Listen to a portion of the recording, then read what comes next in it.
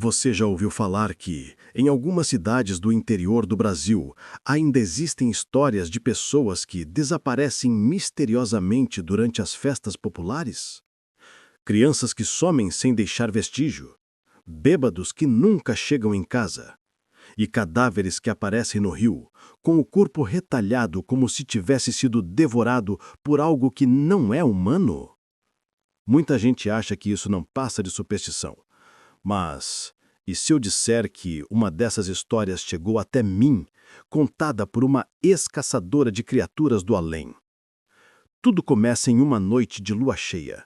Enquanto a vila se enfeita com bandeirinhas e música de sanfona ecoa na praça, em um galpão abandonado, longe dos olhos da população, dois homens se preparam para um banquete macabro. Rogério, está tudo pronto. Só falta o senhor para começarmos o ritual, diz Nivaldo, com a boca salivando. Ótimo! Onde está a oferenda? É uma criança, pegamos durante a festa, carne macia, pura. E ali, entre sussurros e risadas sombrias, eles celebravam não apenas a festa da cidade, mas a fome ancestral de um clã que há décadas vivia escondido. Um clã de criaturas que se alimenta da carne humana, à espera da chance de dominar o povoado inteiro. O que ninguém imaginava é que naquela mesma noite, uma visitante recém-chegada, uma mulher de aparência comum chamada Dona Ivone, traria à tona segredos do passado. Segredos que fariam o sangue correr pelas ruas e fariam todos se perguntarem: quem realmente está protegido quando a escuridão cai? Enquanto isso, do outro lado da cidadezinha, chegava um ônibus lotado de visitantes para a festa. Entre eles estava Dona Ivone, uma senhora de quase 60 anos, cheia de energia, mas com um passado que preferia esquecer. Ao seu lado vinha a inesperável comadre Lucinda, sempre de língua afiada e cheia de piadas. Oi, Ivone, você viu o motorista? Bonitão, não? Ainda me deu tchauzinho. Ô, mulher, para de besteira. A gente veio ver a Lara não caçar namorado. Riam juntas, como se fossem duas jovens, mas o coração de Ivone pesava. Desde o momento em que desceu do ônibus, sentiu o ar denso, pesado, quase sufocante. O cheiro de terra molhada misturado a um frio que não era comum naquela época. Na saída da rodoviária improvisada, encontraram Lara, a filha de Ivone, que acabara de dar à luz a pequena Ana Clara. Ao seu lado, o marido André, sorridente, mas com olheiras profundas, como alguém que não dormia bem há dias. Mãe, que bom que vocês chegaram! Essa aqui é a minha filha, sua neta! Ao segurar o bebê no colo, Ivone sentiu uma mistura de amor e apreensão. Ana Clara era linda, frágil, mas algo na atmosfera ao redor lhe dizia que a menina estava cercada por olhares invisíveis. No caminho para a casa da família, a conversa era leve, cheia de risadas, mas Ivone mal prestava atenção. Cada esquina, cada beco escuro parecia esconder algo que a observava. E no fundo, ela sabia. O passado que havia deixado para trás, a vida de caçadora de criaturas do além, estava prestes a voltar. Ao cair da tarde, o clima mudou. As ruas do interior se encheram de bandeirinhas coloridas, luzes improvisadas e cheiro de milho assado. A festa estava no auge. Crianças corriam com balões, homens jogavam no bingo da praça, mulheres vendiam pamonha e cocada. Parecia uma noite normal de São João, daquelas que aquecem o coração. Dona Ivone e Lucinda foram levadas por Lara e André para conhecer a praça principal. Lucinda, animada, logo encontrou um grupo de senhoras jogando cartas em uma mesa improvisada. Ô Ivone, bora! Vamos mostrar que ainda damos sorte no baralho. Você que quer perder dinheiro, Lucinda, mas vá lá. As duas se sentaram. O jogo começou divertido, com risadas e pequenas apostas em moedas. Mas, de repente, o clima esfriou. Um velho, de cabelos ralos e olhos fundos, aproximou-se devagar e pediu para entrar na partida. Posso jogar com vocês? Já faz tempo que não me deixam participar. A voz era arrastada, rouca, como se tivesse poeira nos pulmões. Ninguém ousou recusar. O homem se sentou, ajeitou as peças com dedos longos e sujos e um silêncio pesado caiu sobre a mesa. Durante o jogo, Ivone não tirava os olhos dele. Havia algo estranho no jeito como encarava cada jogada. Quando ela ganhava uma rodada, via nos olhos do velho um brilho diferente, quase animalesco, como se tivesse fome. Lucinda tentou quebrar o clima com uma piada, mas ninguém riu. A sanfona continuava tocando, mas para Ivone, naquele instante, parecia que o som se afastava. Só restava o baralho, as mãos do velho e a sensação de que aquela noite ainda estava longe de acabar. A noite avançava quando Ivone e Lucinda decidiram voltar para casa. O povo já começava a se dispersar e o frio repentino cortava o ar. Não havia mais carroças nem motocicletas disponíveis na praça. Só restava uma longa caminhada pela estrada de terra, iluminada apenas pela lua cheia. Ivone, será que não devíamos ter esperado o André? Essa estrada tá esquisita demais. Deixa de besteira, Lucinda. Vamos logo até que fique mais tarde. No início, só ouviam o som dos grilos e o vento, mas, a cada passo, Ivone sentia o peso de um olhar nas costas, uma sensação de ser seguida, de que havia mais alguém caminhando junto, mas invisível. De repente, ouviram o barulho seco de galhos quebrando na mata ao lado da estrada. Lucinda parou de andar. Você ouviu isso? Ouvi, mas não olha para trás. Continua andando. Os passos ficaram mais rápidos, pesados, como se algo os acompanhasse, mas sempre nas percepções de Ivone. Ela apertou o rosário que trazia no bolso, junto com um punhado de sal que não deixava de carregar desde os seus tempos de caçadora. Cada vez que olhava para o canto dos olhos, via uma sombra se mover, alta, esguia, como se fosse o velho do jogo. Mas ele já não caminhava como humano. Parecia arrastar os pés, curvado, mas ao mesmo tempo veloz, sempre próximo o suficiente para ser sentido. E nunca visto por completo. O coração de Lucinda disparou. Ivone, eu não vou aguentar! Quem está seguindo a gente? Não olha, Lucinda. Só confia em mim. Se for quem eu penso, hoje a noite não vai terminar em paz. De madrugada, enquanto todos dormiam, Ivone acordou com um barulho estranho. Passos pesados no telhado. Não eram passos humanos, soavam como garras arranhando telha por telha, devagar, arrastados, como se alguém tivesse todo o tempo do mundo para escolher onde pisar. Ela se levantou devagar, tentando não acordar Lucinda, que ressonava ao lado. Pegou a lamparina e foi até a janela. O frio da noite bateu em seu rosto quando ela abriu uma fresta da cortina. E lá estava ele, o velho do jogo. Mas já não era só um velho.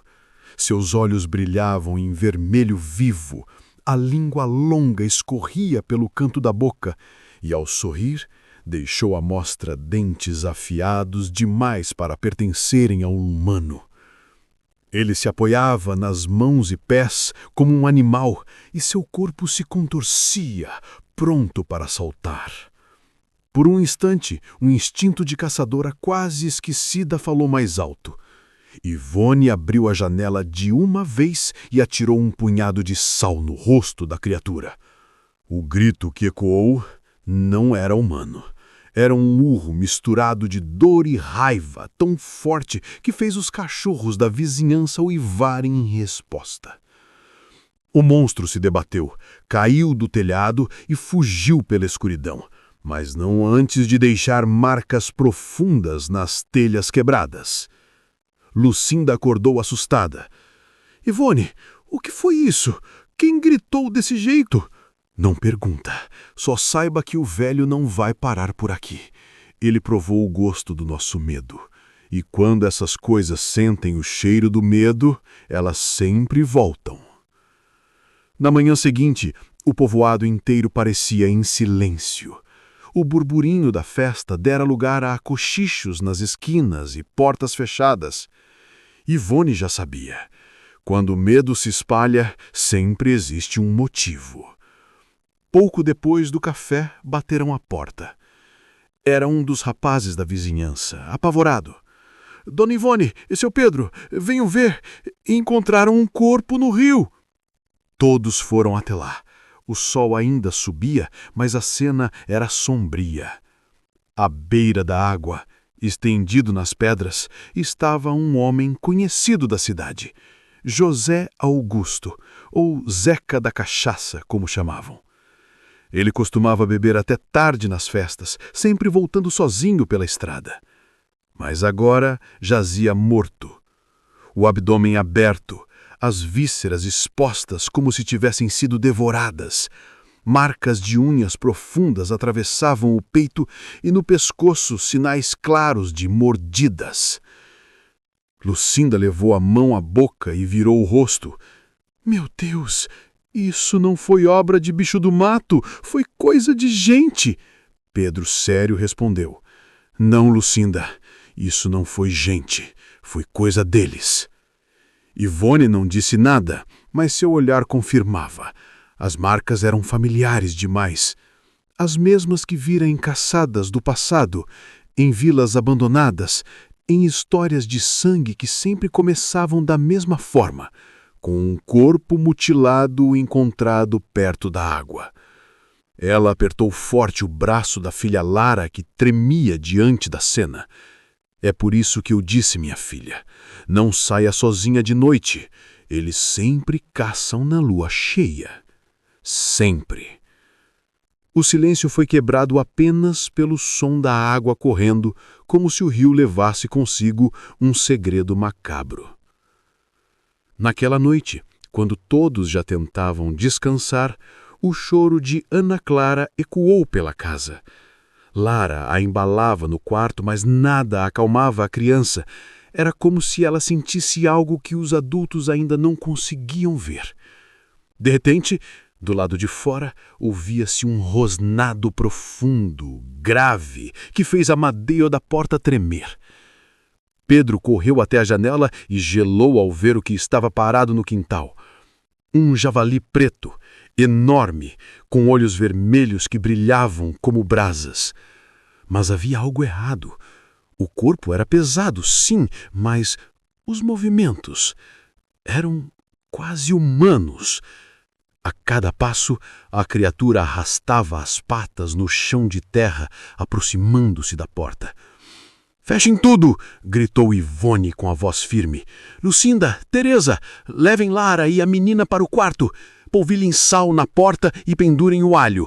Pedro, traga o chicote na minha mala e a água benta.»